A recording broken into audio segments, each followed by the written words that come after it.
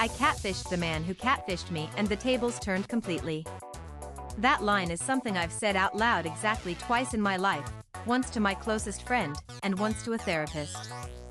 Now I'm saying it to you, because I think someone out there needs to hear how this unfolded.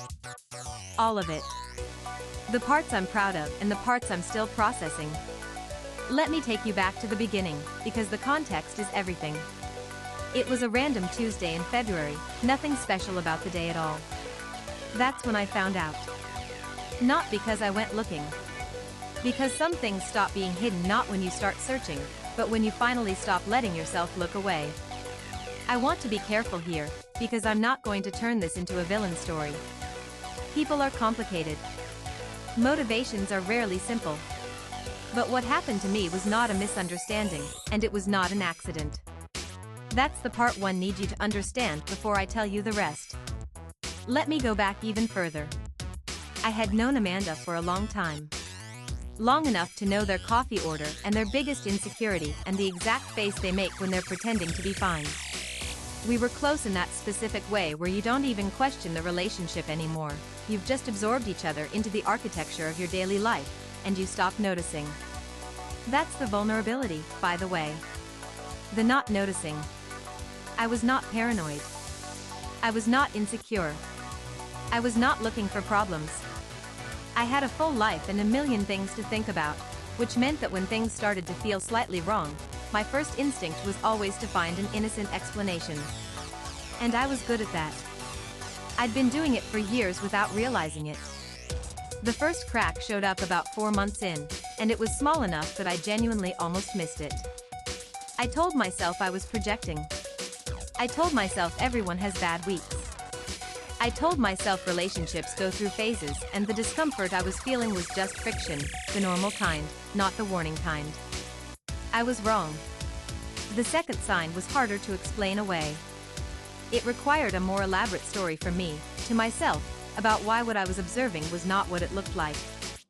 I constructed that story carefully and I believed it, because I needed to believe it, because the alternative was that someone I had chosen to trust was not who I thought they were.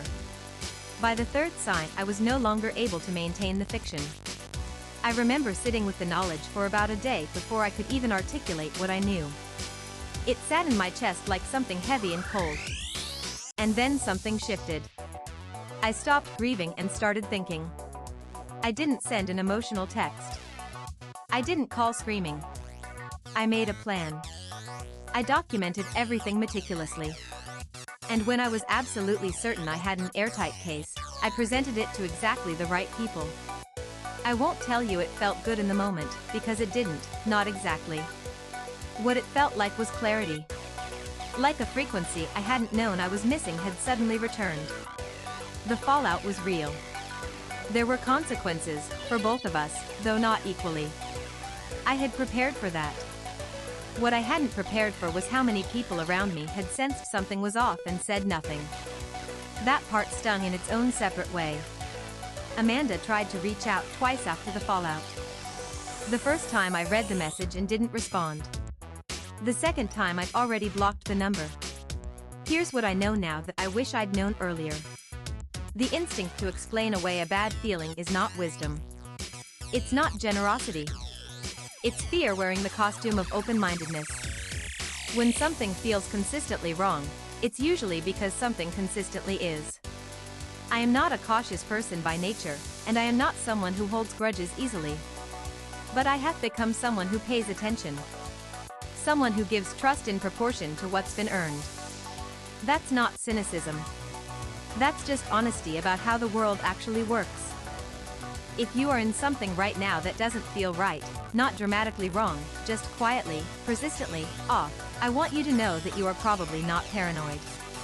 You're probably just the last person willing to admit what you already know. Trust that voice. It knows things. Thank you for being here. If any part of this story resonates with you, I want to hear it, drop it in the comments. I read every single one. Subscribe to the Confession Vault.